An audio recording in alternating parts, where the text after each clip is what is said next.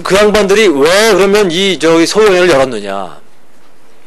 나중에 들어보니까 이러한 것을 바탕으로 열었다는 거예요. 첫째는 뭐냐면, 지난 10월 17일 날 간사회를 통해서, 지난 10월 27일입니다.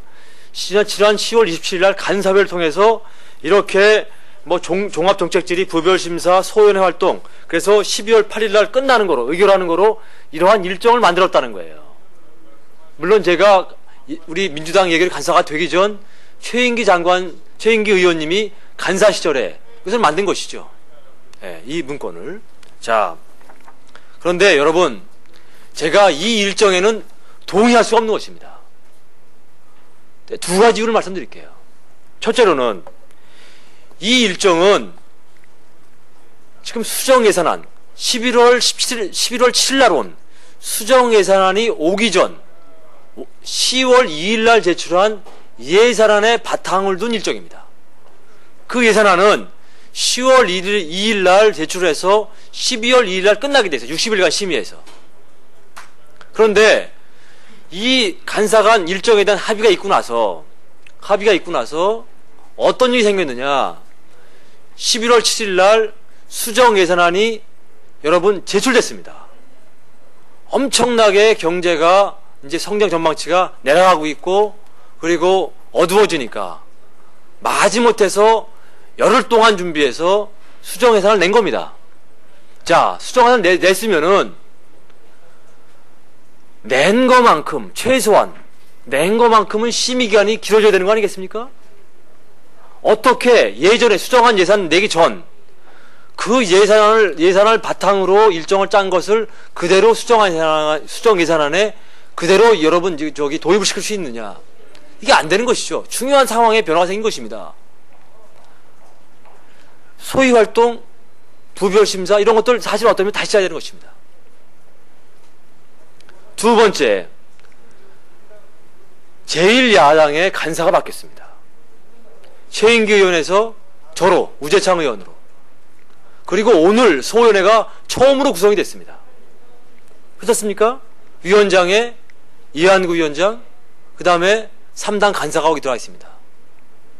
그러면은 이 소위원회 앞으로 일정과 상정 안건에 대해서 소위의 위원장이 3당 간사를 내려놓고 다시 조정하는 것이 맞습니다. 그것을 예전에 당연히 이렇게 제출했으니까 이것에 따라서 당연히 해도 상관없다, 이런 식으로 해서 기소정서를 돌린다는 것은 저것은 말이 안 된다, 이런 말씀을 제가 드리는 것입니다. 그래서 그것도 특히 오전 10시에 민주당 정세균 대표가 여러분 잘 아시는 바와 같이 예산에 대해서 오늘 기자브리핑 하지 않습니까? 기자브리핑을 야당 대표가 기자브리핑한 바로 직후에 바로 이것을 기소정서를 연다는 것은, 이것은 정말 정치적으로 이 도의가 온다는 것이고 금도를 넘어선 것이다 라는 말씀을 드리는 것입니다. 그래서 방금 전에 저와 기소정소위 위원이신 조영택 의원님, 오재세 의원님이 바로 기소정소위에 들어갔었습니다. 여러분 잘 아시는 바와 같이 들어가서 이 지금 기소정소위의 이 소위 말해서 회의에 대해서 부당성을 저희가 강조하고, 그것이 정당성을 확보할 수 없다는 말씀을 강조해내고 여러 가지 설왕설래 옥신각신했습니다. 여러분 아마 다 카메라 담으셨고 다 들으셔서 아실 겁니다. 결국은 그래서 맨 마지막에 제가 이 말을 듣고 나왔는데, 이한구 위원장께서 그러면 오늘 지금 산회된 걸로 알고 있습니다. 산회를 하고 3당 간사 간에 다시 한번 일정을 조정해봐라. 반드시 그래야 합니다.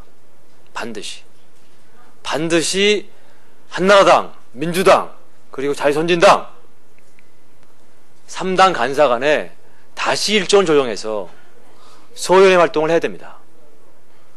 오늘 한 소위원회 활동은 이것은 정당성을 확보할 수 없다, 이 말씀을 분명히 드립니다. 그리고 마지막으로 이것을 강조합니다. 우리가 소위원회를 그럼 언제 재개할 것이냐? 언제 다시 시작할 것이냐? 그것은 민주당이 엄중하게 요구한, 그리고 오늘 당대표가 기자회견한 그 4대 선결 조건, 거기에는 부자 감세에 대한 것이 있고, 지방재정에 대한 것이 있고, 일자리 대책에 대한 것이 있고, 그 다음에 성장 전망치에 대한 세입 예산안 조정안이 있는 것입니다. 그것에 대해서 명확하고 현실적인 답변이 있어야만이, 그래서 물꼬가 터져야만이, 그래야만이 제1야당 민주당은 개수정 소위원회에 들어갈 수 있다.